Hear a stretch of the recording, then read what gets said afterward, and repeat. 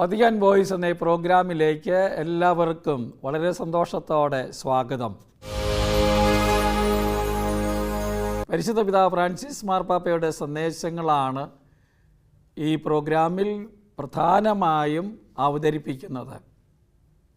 കഴിഞ്ഞ എപ്പിസോഡിൽ കർമ്മലിത്ത നിസ്പാദക സമൂഹത്തോട്, അതിൻ്റെ സുപ്പീരിയർമാരോട്, നിയമാവലി പരിഷ്കരണവുമായി ബന്ധിപ്പിച്ചുള്ള സമ്മേളനത്തിൽ പങ്കെടുത്തവരോട് പറഞ്ഞ കാര്യമാണ് ഞാൻ അവതരിപ്പിച്ചത്. ഞാൻ ഇന്ന് വീണ്ടും സിസ്റ്റേഴ്സിനെ കുറിച്ച്, കാരണം ഒത്തിരി സിസ്റ്റേഴ്സ് ഈ പ്രോഗ്രാം കാണുന്നുണ്ടെന്ന് ഞാൻ മനസ്സിലാക്കിയിട്ടുണ്ട്, മറ്റൊരു ഗ്രൂപ്പിനോട് പരിശുദ്ധ പിതാവ് പറഞ്ഞ പ്രസംഗമാണ് ഞാൻ അവതരിപ്പിക്കുന്നത്. Union of major superiors of ഇറ്റലിയുടെ ജനറൽ അസംബ്ലിയിൽ പങ്കെടുത്തവരോട് പരിശുദ്ധ പിതാവ് പറഞ്ഞ ഒരു പ്രസംഗമാണ്. അവിടെയും സിസ്റ്റേഴ്സിന് ചിന്തിക്കാനുള്ള ഒത്തിരി വകയുണ്ട്. മറ്റു ക്രൈസ്തവർക്കും തീർച്ചയായും സിസ്റ്റേഴ്സൊക്കെ തീവ്രമായ രീതിയിൽ ക്രിസ്ത്യ വിശ്വാസം ജീവിക്കാൻ സമർപ്പിതരാണ്. മറ്റുള്ളവരും അതിൻ്റെ ചൈതന്യം തീർച്ചയായും ഉൾക്കൊണ്ട് ജീവിക്കാൻ ചുമതലയുണ്ട്. അതുകൊണ്ട് എല്ലാവർക്കും അത് ഉപകാരപ്രദമാണ്. മാർപ്പാപ്പ വത്തിക്കാൻ അപ്പസ്തോലിക കൊട്ടാരത്തിലാണ് ഈ സിസ്റ്റേഴ്സിന്, ജനറൽ അസംബ്ലിയിൽ പങ്കെടുത്ത മേജർ സുപ്പീരിയേഴ്സിന്, ഇറ്റലിയിലെ എല്ലാ സമൂഹങ്ങളുടെയും ഹെഡായിരിക്കുന്നവരെ സ്വീകരിച്ചത്. ഒരു പൊതുദർശനമായിരുന്നു. അതിൽ അദ്ദേഹം ഊന്നിപ്പറഞ്ഞത് സിനഡാത്മക പാതയാണ്. അതാണല്ലോ സഭ ഈ അടുത്ത കാലത്ത് ഏറെ കൂടുതൽ ചിന്തിക്കുന്ന വിഷയം.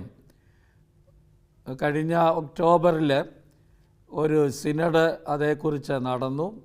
2-3 കൊല്ലത്തെ ഒരുക്കത്തിന് ശേഷമാണ് ഈ ഒക്ടോബറിൽ വീണ്ടും ഈ വിഷയം തന്നെയാണ് ചർച്ച ചെയ്യാൻ പോകുന്നത്. സഭ കൂടുതൽ സിനഡാത്മകമാകണം എന്ന് ആവർത്തിച്ച് ഒരു മടുപ്പുമില്ലാതെ പരിശുദ്ധ പിതാവ് പറഞ്ഞുകൊണ്ടിരിക്കുന്ന ഒരു സമയമാണ്. അതുകൊണ്ട് ഇവരോടും പറഞ്ഞത് അതുതന്നെയാണ്. സിനഡാത്മക പാത, ഉത്ഥാനം ചെയ്തവന് സാക്ഷ്യം വഹിച്ച സ്ത്രീകൾ, പ്രത്യേകിച്ച് ഈ ഒരു വിഷയമാണ് അവരന്ന് ചർച്ച ചെയ്തത്. തുടങ്ങിയത് ഇങ്ങനെയാണ്: നിങ്ങൾക്ക് സമാധാനം. ഇത് കർത്താവ് തന്നെ ഉത്ഥാനം ചെയ്ത അവസരത്തിൽ സ്ത്രീകൾക്ക് നൽകിയ അഭിസംബോധനയാണ്. നിങ്ങൾക്ക് സമാധാനം എന്നാണല്ലോ സ്ത്രീകളോട് പറഞ്ഞത്, മഗ്ദലന മറിയത്തോടും മറ്റു സ്ത്രീകളോടും പറഞ്ഞത്. ഏവരുടെ നാമത്തിൽ എന്നോട് പറഞ്ഞ എല്ലാ വാക്കുകൾക്കും നന്ദി പറയുന്നു എന്ന് പറഞ്ഞു. തീർച്ചയായും മാർപ്പാപ്പയെ കേൾക്കുന്നതിന് മുമ്പ് പങ്കെടുക്കുന്ന അതിൻ്റെ അധികാരികൾ, ലീഡേഴ്സ് സ്വാഗത വാക്കുകൾ പാപ്പായ്ക്ക് പറയുന്ന പതിവ് ഉണ്ട് ഈ മീറ്റിങ്ങുകളിലെല്ലാം. അഭിനു പിതാവ് ഹൃദയംഗമമായി നന്ദി പറഞ്ഞു. ഈ ദിവസങ്ങളിൽ നിങ്ങൾ ഒത്തുകൂടിയത് നിങ്ങളുടെ 70ാമത് ജനറൽ അസംബ്ലിക്ക് വേണ്ടിയാണ്. ഇറ്റലിയിലെ സമർപ്പിത സമൂഹങ്ങളുടെ കൂട്ടായ്മയുടെ 70ാം സമ്മേളനമാണ്. സിനഡൽ പാതയിൽ സ്ത്രീകൾ ഉത്തിതൻ്റെ സാക്ഷികൾ എന്ന പ്രമേയമാണല്ലോ നിങ്ങൾ ചർച്ച ചെയ്യുന്നത്. നിങ്ങളുടെ ഈ സമ്മേളനം 70 എന്ന സംഖ്യ പൂർത്തീകരിച്ചതിന് ആ നല്ല യാത്രയെ ഞാൻ അനുമോദിക്കുന്നു എന്നും പാപ്പ പറഞ്ഞു. ഇതിന് നാം കർത്താവിന് നന്ദി പറയണം. ഒരു സംഘടന എന്ന നിലയിൽ നിങ്ങൾ റിട്ടയർ ചെയ്തിട്ടില്ല എന്നാണല്ലോ അർത്ഥം. വയസ്സാകുമ്പോൾ റിട്ടയർ ചെയ്യും. 70 കൊല്ലം റിട്ടയർമെൻറ്റിൻ്റെ ഒക്കെ പ്രായം കഴിഞ്ഞതാണ്. എന്നാൽ നിങ്ങൾ റിട്ടയർ ചെയ്യാത്തതിൽ ഞാൻ സന്തോഷിക്കുന്നു എന്ന് തമാശയായിട്ട് മാർപ്പാപ്പ പറഞ്ഞു. നമുക്ക് വളരെയേറെ കർത്താവിന് നന്ദി പറയണമെന്നും പറഞ്ഞു. ഈ പ്രമേയം സൂചിപ്പിക്കുന്ന 3 സവിശേഷതകൾ എടുത്തു പറയാനാണ് ഞാൻ ആഗ്രഹിക്കുന്നത് എന്ന് പരിശുദ്ധ പിതാവ് പറഞ്ഞു. വളരെ സ്വതന്ത്രമായി നൽകിയ ഒരു പ്രസംഗമായിട്ടാണ് എനിക്ക് ഇത് അനുഭവപ്പെടുന്നത്. ഇറ്റാലിയൻ ഭാഷയിൽ വളരെ കൊളോക്കിയലായിട്ട്, ഒരു റിട്ടൺ എന്നതിനേക്കാൾ, ഒരു എഴുതപ്പെട്ട പ്രസംഗത്തേക്കാൾ കൂടുതൽ ലളിതമായി ഒരു ആത്മസംഭാഷണമാണ് നടത്തിയിട്ടുള്ളത്. ആ വാക്കുകൾ കേൾക്കുമ്പോൾ നമുക്കറിയാം. ഒന്നാമത്തെ കാര്യം ഇതാണ് മാർപ്പാപ്പ പറയുന്നത്: സ്ത്രീകൾ ഉത്തിതൻ്റെ സാക്ഷികൾ ആണ്. നമുക്കറിയാം, ആദ്യമായി ഈശോ പ്രത്യക്ഷപ്പെട്ടത് സ്ത്രീകൾക്കാണല്ലോ. കർത്താവിൻ്റെ ഉയർത്തെഴുന്നേൽപ്പിൻ്റെ ആദ്യത്തെ സാക്ഷികൾ ആദ്യത്തെ സാക്ഷികൾ തീർച്ചയായും സ്ത്രീകളായിരുന്നു. ധൈര്യപൂർവ്വം നമ്മെ ഇപ്രകാരം വീണ്ടും വീണ്ടും അത് ഓർമ്മിപ്പിക്കുകയാണ്. യേശുവിനെ നമുക്ക് വലയം ചെയ്യാൻ കഴിയുന്ന മുഷിഞ്ഞ വിഭാഗങ്ങളിലൂടെയും യേശുവിനെ ഭേദിച്ച് കടക്കാൻ കഴിയും എന്ന കാര്യമാണ് നമ്മളെ ഓർമ്മിപ്പിക്കുന്നത്. നമുക്ക് വലയം ചെയ്യാൻ കഴിയുന്ന മുഷിഞ്ഞ വിഭാഗങ്ങളിലൂടെയും യേശുവിനെ ഭേദിച്ച് കടക്കാൻ കഴിയും. തൻ്റെ ദൈവിക സൃഷ്ടിപരതയാൽ ഈശോ എപ്പോഴും നമ്മെ സ്ഥിരമായി അത്ഭുതപ്പെടുത്തുന്നു എന്ന വാക്കുകളാണ്. ക്രിസ്തുവാണ് സനാതന സുവിശേഷം എന്ന് ഇവരെ അറിയിക്കുന്നു. വെളിപാടിൻ്റെ പുസ്തകത്തിൽ 14-ാം അധ്യായം 6 നമ്മൾ വായിക്കുന്നതാണ്. ക്രിസ്തുവാണ് സനാതന സുവിശേഷം. അവൻ്റെ സമ്പത്തും സൗന്ദര്യവും വറ്റാത്തതാണ്. ഇത് പരിശുദ്ധ പിതാവ് എഴുതിയ തൻ്റെ ആദ്യത്തെ അപ്പസ്തോലിക ലേഖനത്തിൽ സുവിശേഷത്തിൻ്റെ സന്തോഷത്തിൽ 11-ാം നമ്പറിൽ പറഞ്ഞ കാര്യമാണ് വീണ്ടും ഇവരെ ഓർമ്മിപ്പിക്കുന്നത്. അവൻ്റെ സമ്പത്തും സൗന്ദര്യവും ഒരിക്കലും വറ്റാത്തതാണ്, നവീനമാണ്. ധൈര്യവതികളായ സ്ത്രീകൾ അതിശയിക്കപ്പെടാൻ സ്വയം അനുവദിച്ചു. അതാണ് ചെയ്തത്. ഉത്തിതൻ്റെ ബലം, പ്രകാശം എന്നിവയാൽ നയിക്കപ്പെടാനും അവനെ തേടി യാത്ര പുറപ്പെടാനും അവർ തയ്യാറായി. അവർ സമ്മതിച്ചു. തങ്ങളുടെ ഹൃദയത്തിൽ ജീവിക്കുന്ന കർത്താവ് ഉണ്ടായിരിക്കുക എന്നത് എത്ര പ്രധാനപ്പെട്ടതാണെന്നതിനെക്കുറിച്ച് അവർക്ക് നല്ല ബോധ്യമുണ്ടായിരുന്നു, അവബോധമുണ്ടായിരുന്നു. അവരുടെ മനോഭാവം നമ്മെ ഇപ്രകാരം ഓർമ്മിപ്പിക്കുന്നു: ഉറവിടത്തിലേക്ക് മടങ്ങുവാനും സുവിശേഷത്തിൻ്റെ യഥാർത്ഥ പുതുമ വീണ്ടെടുക്കാനും നമുക്ക് ധൈര്യമുണ്ടെങ്കിൽ പുതിയ മേഖലകൾ ഉരുത്തിരിയും, സൃഷ്ടിപരതയുടെ പുതിയ പാതകൾ തുറക്കും. ആവിഷ്കാരത്തിൻ്റെ വിവിധ രൂപങ്ങളോടെ, വാചാലമായ പുതിയ അടയാളങ്ങളോടെ, ഇന്നത്തെ ലോകത്തിൽ പുതിയ അർത്ഥമുള്ള വാക്കുകളോടെ മുന്നോട്ട് പോകാൻ സഹായിക്കും. ഇതും പരിശുദ്ധ പിതാവ് എഴുതിയ വാക്കുകളാണ്. സുവിശേഷത്തിൻ്റെ ആനന്ദത്തിൽ പറഞ്ഞതാണ്. പഴയ ആ നമ്പറിൻ്റെ തന്നെ തുടർച്ചയാണ്. 11-ാം നമ്പറിലാണ് ഇതെല്ലാം പറഞ്ഞിരിക്കുന്നത്. ഈ സാഹചര്യത്തിൽ നാം എന്തു ചെയ്യും? അതാണ് ചോദിച്ചത്. അവർക്കുണ്ടായ അനുഭവം ഇതാണ്. നമ്മൾ എന്തു ചെയ്യും എന്ന് നാം പറയുമ്പോൾ ഇത് കൗതുകകരമാണ്. അതുകൊണ്ട് നമുക്കല്പം പ്രാർത്ഥിക്കാം. സുവിശേഷത്തിൽ കർത്താവ് എന്തു പറയുന്നു എന്ന് നമുക്ക് നോക്കാം എന്ന് പരിശുദ്ധ പിതാവ് പറഞ്ഞു. അങ്ങനെ പ്രചോദനം അവിടെ നിന്ന് വരുന്നു. അവിടെ നിന്ന് പുതിയൊരു വഴി ഉരുത്തിരിയുന്നു. ചിലപ്പോൾ ഭയപ്പെടുത്തുന്ന വഴിയായിരിക്കും അത്. അങ്ങനെ തോന്നാം നമുക്ക്. ഭയപ്പെടുത്തുന്നു എന്ന് തോന്നിക്കുന്ന തീരുമാനങ്ങൾ ഒരു സന്യസ്ത കുടുംബം എടുക്കുക എന്നതും സംഭവിക്കാം. പക്ഷേ അല്ല, അത് കർത്താവിൽ നിന്നുള്ള ഒരു കാര്യമാണ്. പലപ്പോഴും നമ്മൾ തോന്നുന്നു നമ്മളാ തീരുമാനങ്ങൾ എടുക്കുന്നത്, പ്രാർത്ഥനയുടെ ഒരു ഭാഗമായിട്ടാണ് എടുക്കുന്നത് എങ്കിൽ, വളരെ ആത്മാവിനാൽ നയിക്കപ്പെടാൻ തയ്യാറായിട്ടാണ് എടുക്കുന്നതെങ്കിൽ അത് കർത്താവിൽ നിന്നുള്ളൊരു കാര്യമാണ് എന്ന് പരിശുദ്ധ പിതാവ് പറയുകയാണ്. എപ്പോഴും ധൈര്യത്തോടെ പോവുക.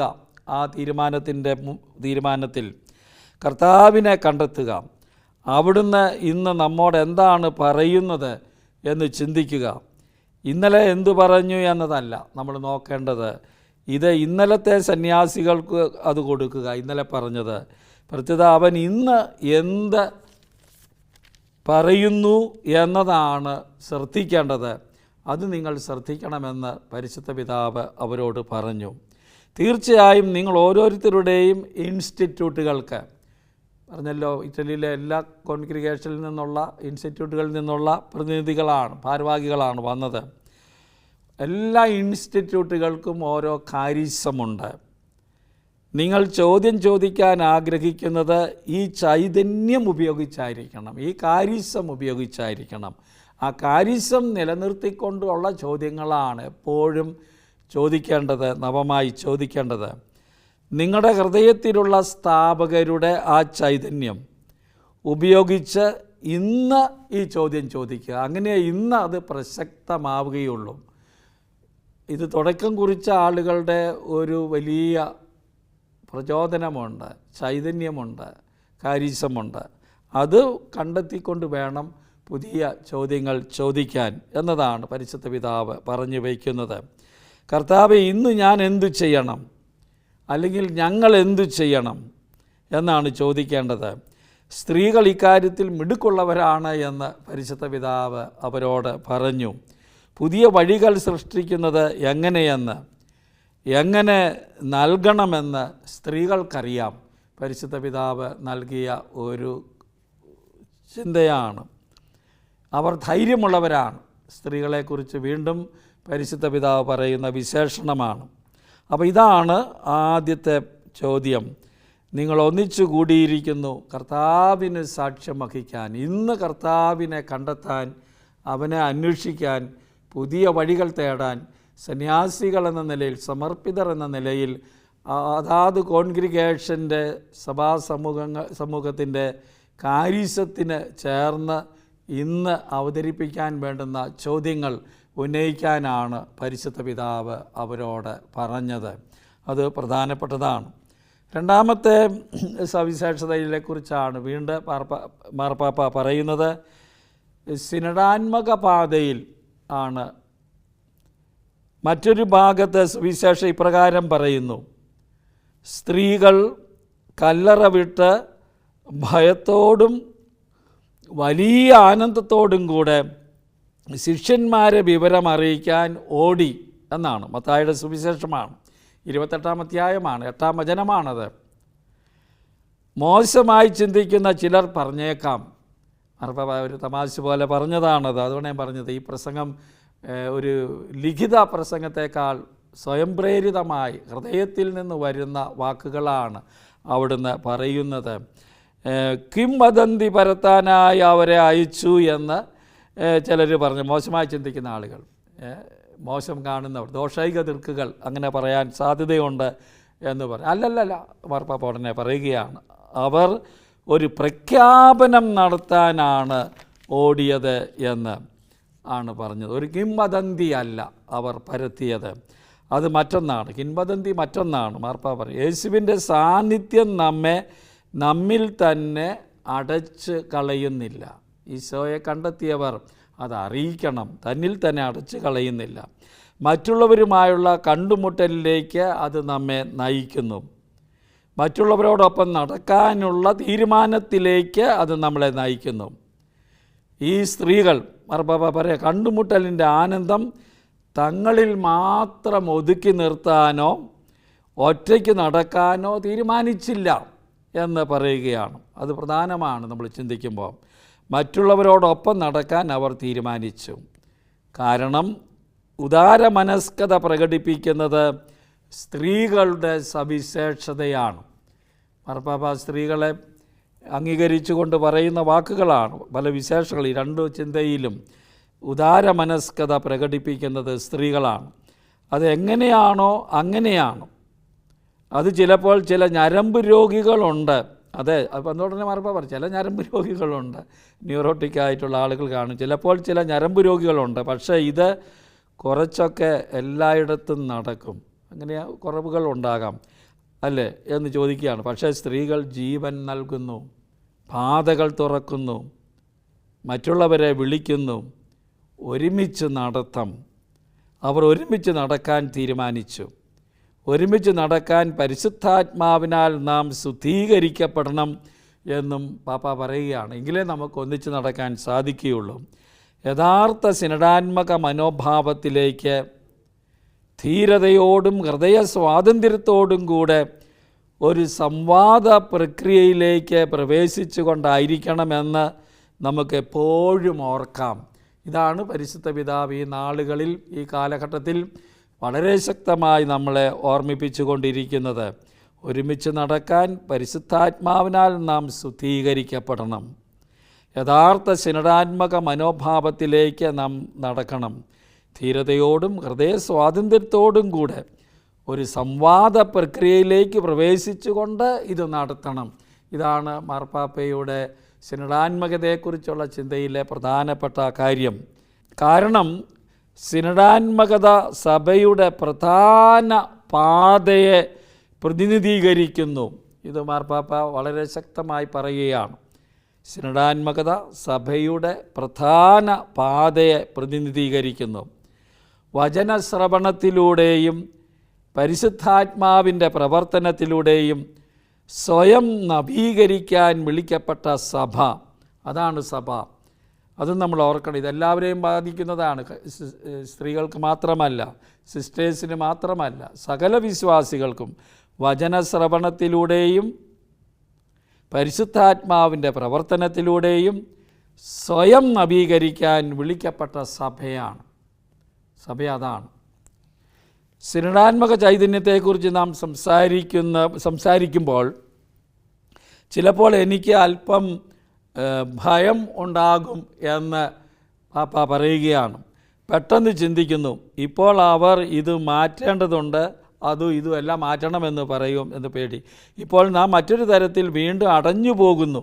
ഇല്ല, അങ്ങനെ വരരുത്. സിനഡാത്മക ചൈതന്യത്തിലുള്ള യാത്ര ശ്രവണം, പ്രാർത്ഥന, നടത്തം എന്നിവയാണ്. 3 കാര്യങ്ങളുണ്ട്.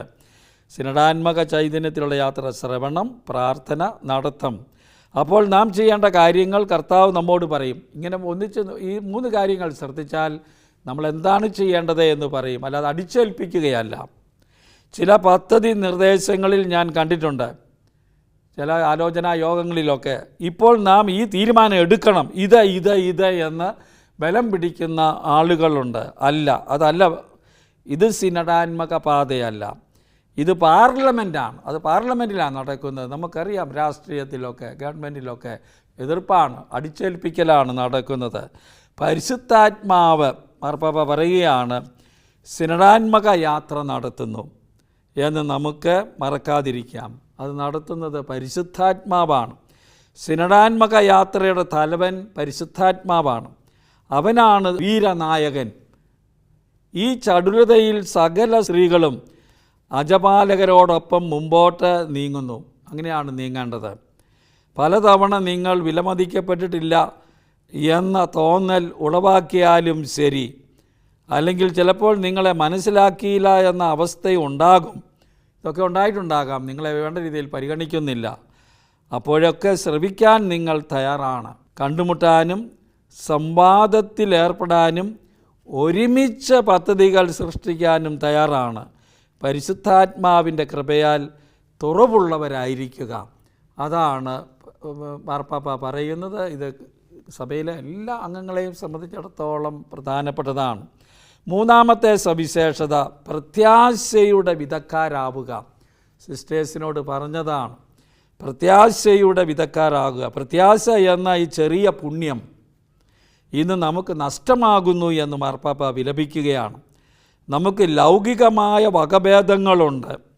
ശുഭാപ്തി വിശ്വാസം എന്ന് പറയും, അത് ലൗകികമായൊരു വകഭേദമാണ്. ഉയർന്ന വിവേകം അതല്ല മാർപ്പാപ്പ ഉദ്ദേശിച്ച പ്രത്യാശയാണ്. ഏറ്റവും ചെറുതും എന്നാൽ പുണ്യങ്ങളിൽ വെച്ച് ഏറ്റവും കരുത്തുറ്റതും അതാണ് എന്ന് പറയുകയാണ്. ഒരിക്കലും നിരാശപ്പെടുത്താത്തതും, അതൊരിക്കലും നിരാശപ്പെടുത്തുകയില്ല. തറപ്പിച്ച് പറയുകയാണ്. അത് പൗലോസ് ശ്ലീഹ പറഞ്ഞിട്ടുള്ള കാര്യമാണ്. നിങ്ങൾ പ്രത്യാശയുടെ വിധക്കാരായിരിക്കണം. ശുഭാപ്തി വിശ്വാസം വിതയ്ക്കുന്നവരായിരിക്കുന്നതിൽ നിന്ന് അത് വ്യത്യസ്തമാണ് എന്ന് മാർപ്പാപ്പ പറഞ്ഞു. അത് വെറും ലൗകികമാണ്, ഭൗതികമാണ്. പ്രത്യാശയുടെ അത് മറ്റൊരു കാര്യമാണ്. ഉത്തിതനായ ക്രിസ്തുവുമായുള്ള കണ്ടുമുട്ടൽ നമ്മിൽ പ്രത്യാശ നിറയ്ക്കുന്നു. ഉത്തിതനെ കണ്ടുമുട്ടുന്നതിലാണ് പ്രത്യാശ നമ്മളിൽ ഉണ്ടാകുന്നത്. ഇതിനർത്ഥം അത് മാർപ്പാപ്പയുടെ തന്നെ സുവിശേഷത്തിലെ സന്തോഷത്തിലൊരു വാക്കാണ്, നാം മനുഷ്യരാശിയുടെ മധ്യത്തിൽ ദൈവത്തിൻ്റെ പുളിമാവായിരിക്കണം എന്നാണ്. മറ്റു വാക്കുകളിൽ അതിനർത്ഥം ലോകത്തിലേക്ക് ദൈവത്തിൻ്റെ രക്ഷ കൊണ്ടുവരിക, അത് പ്രഘോഷിക്കുക എന്നതാണ്. അത് മിക്കപ്പോഴും അകന്നു പോകുന്നു. അതിനെ പ്രോത്സാഹിപ്പിക്കണം. പ്രത്യാശ നൽകി പാത ബലവത്താക്കിക്കൊണ്ട് അത് ചെയ്യണം. സുവിശേഷത്തിൻ്റെ ആനന്ദത്തിൽ 114-ാം നമ്പറിൽ പാപ്പ പറഞ്ഞ കാര്യമാണിത്. അതിജീവിക്കേണ്ട വെല്ലുവിളികൾ നിലനിൽക്കുന്നു. പാപ്പ പറഞ്ഞു, പരിമിതമായ വഴികൾ, സമർപ്പിത ജീവിതത്തിലെ സമൂഹങ്ങളുടെ സാംസ്കാരിക പാരസ്പര്യം, പ്രവൃത്തികളുടെ പ്രശ്നങ്ങൾ തുടങ്ങിയവ. ചിലപ്പോൾ പ്രവൃത്തികളെ നേരിടുമ്പോൾ മോശമായി കലാശിക്കുന്ന മനുഷ്യരെ നാം കാണുന്നു. പ്രവൃത്തികൾ ഇതൊക്കെ മനുഷ്യസഹജമായ പ്രശ്നങ്ങളാണ്. പ്രവൃത്തികൾക്ക് അടിമകളെപ്പോലെ ആയിത്തീരുന്നവരുണ്ട്. മുമ്പോട്ട് പോകാൻ പരിശുദ്ധാത്മ സ്വാതന്ത്ര്യം കൂടാതെ ചരിക്കുന്നവരുണ്ട്. അത് അങ്ങനെ ആകരുത് എന്ന് മാർപ്പാപ്പ പറയുകയാണ്. സഹോദരിമാരെ, നിങ്ങളുടെ വിളിയോടെ വിശ്വസ്തരായിരിക്കുക. കാരണം കർത്താവ് വിശ്വസ്തനായിരുന്നു. വിളി, വിശ്വാസപൂർവമായ പ്രതികരണം, പ്രത്യാശ ആണ്. പ്രത്യാശയോടെ മുമ്പോട്ട് പോവുക. നമുക്ക് യാഥാർത്ഥ്യബോധമുള്ളവരാകാം. നമ്മുടെ സന്തുഷ്ടി, നമ്മുടെ ധൈര്യം, പ്രത്യാശ നിറഞ്ഞ നമ്മുടെ പ്രതിജ്ഞാബദ്ധത നഷ്ടപ്പെടുത്താതെ വേണം നാം മുന്നോട്ട് പോകാൻ. അതും മാർപ്പാപ്പ സുവിശേഷത്തിൻ്റെ ആനന്ദത്തിൽ പറഞ്ഞ വാചകമാണ്. 109 പറഞ്ഞിട്ടുണ്ട്. അതിവരോട് പറയുകയാണ്. സത്യത്തിൽ നമ്മുടെ ഒരു ജീവിത നവീകരണത്തിന് വായിക്കേണ്ട പുസ്തകമാണ്. വീണ്ടും വീണ്ടും വായിക്കേണ്ടതാണ് മാർപ്പാപ്പയുടെ ആദ്യത്തെ ഈ അപ്പസ്തോലിക ലേഖനം, സുവിശേഷത്തിൻ്റെ സന്തോഷം. നിങ്ങളുടെ അനേകം പദ്ധതികൾ പ്രത്യാശ നിറഞ്ഞ ഈ ഭക്തിയെക്കുറിച്ച് പറയുന്നു. ഈ പാതയിൽ തുടരുക എന്ന് അവരോട് മാർപ്പാപ്പ പറഞ്ഞു. മുമ്പോട്ട് പോകാൻ പ്രത്യാശ സുപ്രധാനമാണ്. ഉത്ഥിതൻ്റെ സാക്ഷികളുടെ, സ്ത്രീകളുടെ 3 ഘട്ടങ്ങൾ നാം അങ്ങനെ കാണുകയുണ്ടായി എന്ന് മാർപ്പാപ്പ പറഞ്ഞു. അവർ ചർച്ച ചെയ്ത വിഷയവുമായി ബന്ധപ്പെടുത്തിയാണ്. ഉത്ഥിതന് ഇന്ന് സാക്ഷികളാകുക, പ്രത്യാശയോടെ മുന്നോട്ട് പോവുക, ഒരുമിച്ച് നീങ്ങുക, സിനഡാത്മകത. ഈ കാര്യങ്ങൾ 3 വളരെ പ്രസക്തമാണ്, കാലികമാണ്, എന്നും നവീനമാണ്, നമുക്കുണ്ടാകേണ്ടതാണ്. അങ്ങനെ സഭയെ നവീകരിക്കാൻ സാധിക്കുകയുള്ളൂ. ഈ ചിന്തയോടെ ഈ എപ്പിസോഡ് ഇവിടെ അവസാനിക്കുന്നു. പരിശുദ്ധ പിതാവിൻ്റെ മറ്റൊരു സന്ദേശവുമായി നമുക്ക് വീണ്ടും കണ്ടുമുട്ടാൻ ദൈവം ഇടയാക്കട്ടെ. പരസ്പരം പ്രാർത്ഥിക്കാം.